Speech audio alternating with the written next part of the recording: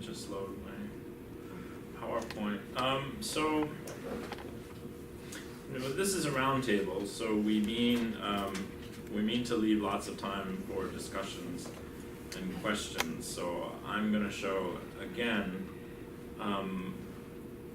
sort of like small vignettes, where I'll introduce you to a couple of the people that we met as we were doing the research for this program, and tell you a little bit about their lives, and in the time that we have for discussion, we'll bring all this together into big trends and things like that. So this is a set. I guess I would say he's my friend at this point. Aset was part of our, all of this, the videos that you're seeing, and the research that Zhezkazgan and I did, the Spartan Sarek was also involved in this, are from a series of anti-extremism programs that RFE is producing with a grant from the BBG called Not in Our Name. And Aset was one of our participants. We chose areas. We chose to work in Zhezkazgan because in each country where we worked, we looked for the areas that had been most directly affected by violent extremism and sent the most recruits to conflicts in Syria, to the conflicts in Syria and Iraq. And when I came to Sarek, we had lunch in Astana one day when I was there and said, where should we go and film? What's the place in Kazakhstan that has been most affected by this? He told me right away, Zhezkazgan. I had never heard of Zhezkazgan before, to be honest, and we ended up getting to know it fairly well over 3 or 4 trips in the last year. And Aset is a typical young resident of Zhezkazgan. He lives in Zhezkazgan now. He is 23 years old. He has a higher education. He actually majored in industrial automation. So he understands how to use robots in the industrial process, things like this. He has actually an excellent education, but unfortunately in Zhezkazgan, the only job that he can find that is appropriate to his education is teaching children how to build Lego robots at a little after-school program, because Zhezkazgan is a copper smelting town. There are no robots in the copper smelter. It still runs exactly the same way as it did 60 years ago and 70 years ago when it was first built. And so, Aset's life is this. He did well in school, but the future for him there is somewhat bleak. This is the very end of February in Zhezkazgan. It was minus 25 or something like that, just before the start of March. And this is what the whole city looks like. It's a deeply industrial city that has not really changed since the time that it was built under Stalin, when it was kind of the backbone of the Soviet copper mining industry. This is the enormous copper smelter. It's actually so big that in the period in the 1930s and 40s, they had to employ forced labor in order to make this whole enormous industrial campus all function between the mining and this. And so they built multiple gulags in and around Zhezkazgan. And in fact, in Kengir, this tiny village of 1,000 people that has sent at least 12 young boys to Syria, most of whom died there. The one thing that Kengir is known for is that it was a gulag. And it's actually a place where in 1954 they had one of the more successful gulag uprisings. And all the men who were sentenced to that camp were taken every day to work in these factories in Zhezkazgan.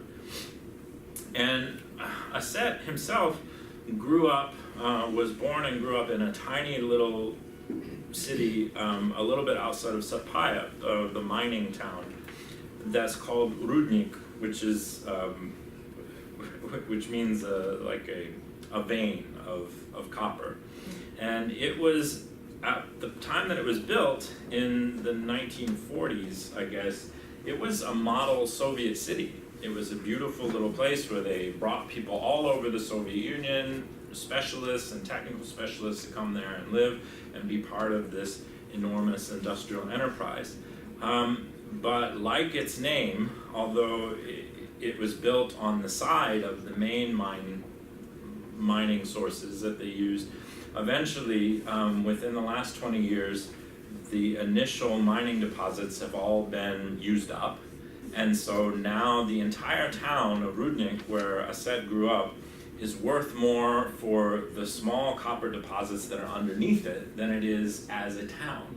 And so the Kazakh National Mining Company has begun buying out all of the residents in the town and theoretically moving them into these new apartment buildings.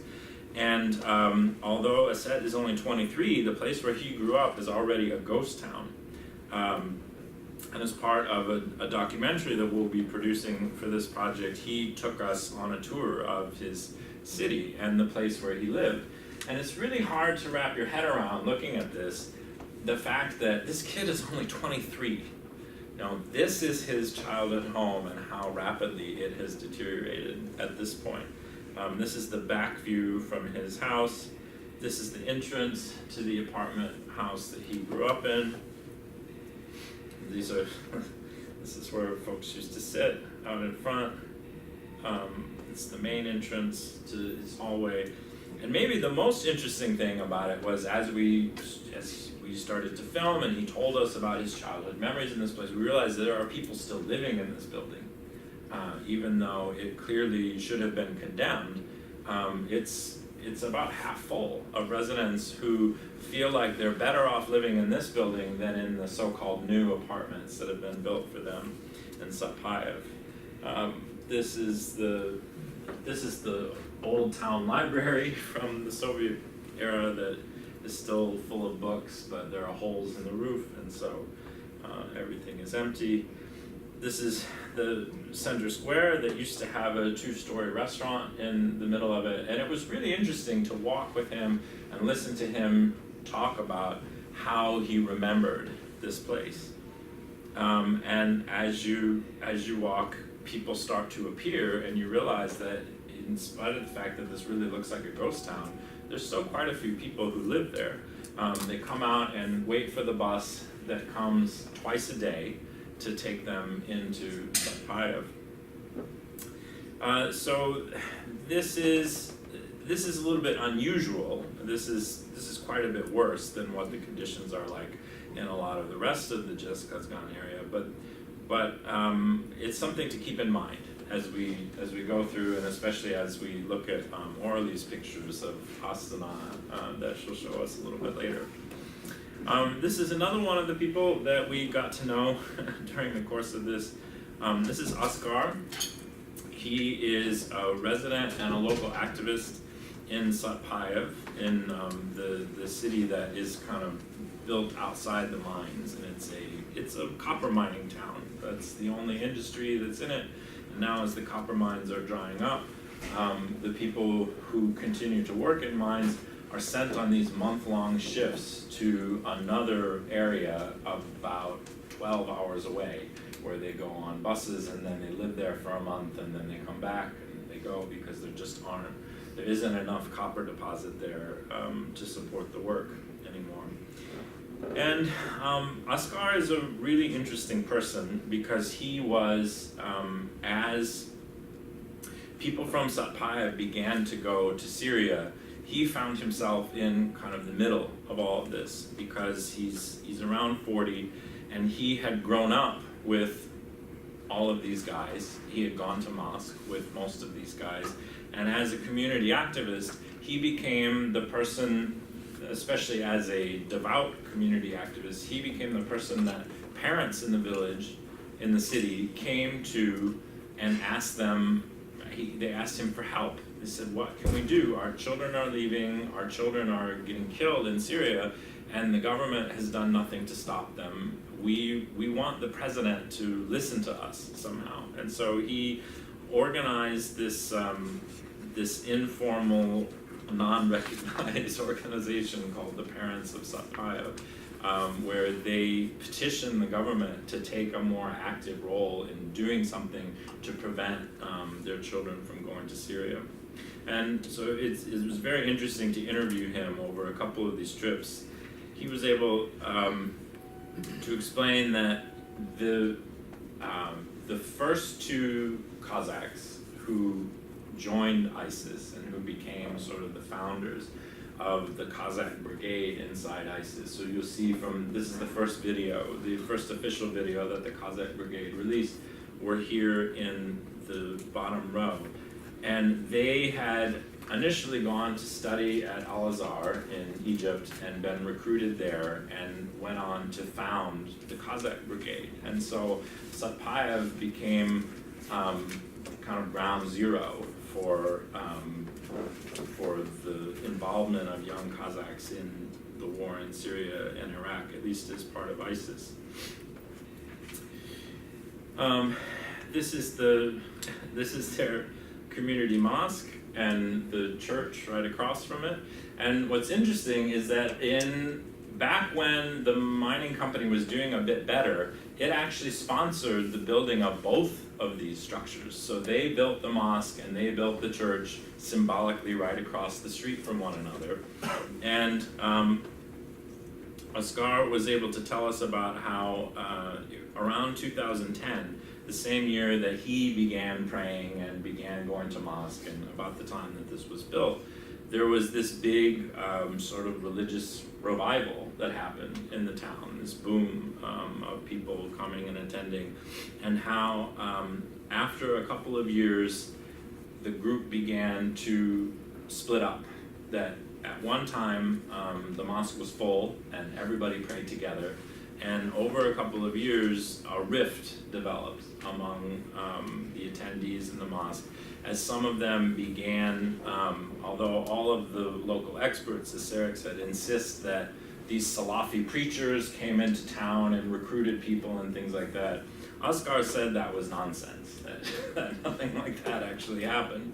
But what did happen is that many of them began listening to sermons from Dagestani preachers and organizing themselves around this, and then eventually building into a much more restricted view of religion, like from the videos that Juldi showed us, and became very isolationist. They stopped going to mosque, they stopped interacting with others, and developed their own communities. And this was we thought it would be interesting to show him one of the recent ISIS propaganda videos that had been aimed towards Kazakhs, and let him tell us if he recognized any of the people who were in it. And he did. He knew quite a few of these people, and it was. I'll actually play this for you as we get to the end. It was really surreal to sit next to him as he watched this and was able to relate the whole back life story of many of these people who are now poster children for the Kazakhstani group in ISIS. You'll see it starts out with this, we're powerful all over the world, and then it begins to zoom in on Kazakhstan, and then we get to this young guy who Oskar recognized right away. This is Yerbal. Yerbal is a blind massage therapist who has now become one of the poster spokesperson for Kazakhs in ISIS. And they present him as this guy who, if this young blind man can find his place in the caliphate, massaging wounded warriors who have been fighting for the caliphate, and who now they make a big deal that he has 2 wives now, and he wasn't married in Kazakhstan, but now he can come to the caliphate, and even a blind guy can have 2 wives. These are the sorts of messages that are given. But for Oscar watching this and seeing this young man that he saw grow up and help raise in his community, this is really heartbreaking.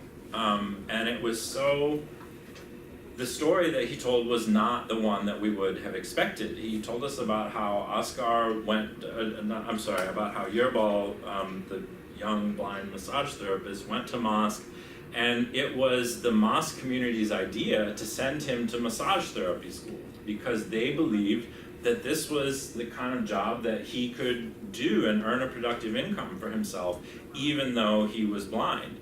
And so they actually raised money as a community to put him through massage school. And once he finished, it was difficult for him to find work as a massage therapist in a mining town and as a blind massage therapist in a mining town. And the work that he was able to find, even though they took another collection to set him up with a studio and a table and all of these things, he just was not earning enough money to live off of. And eventually some of his friends said, hey, let's go to Syria, you'll find a place there. And now he's one of the poster children for the movement. And it's bizarre and tragicomic in a way, but sitting there next to Oscar and having him watch, this kid that he had tried to help raise was a really tragic moment, and that's what will be hardest for us to explain.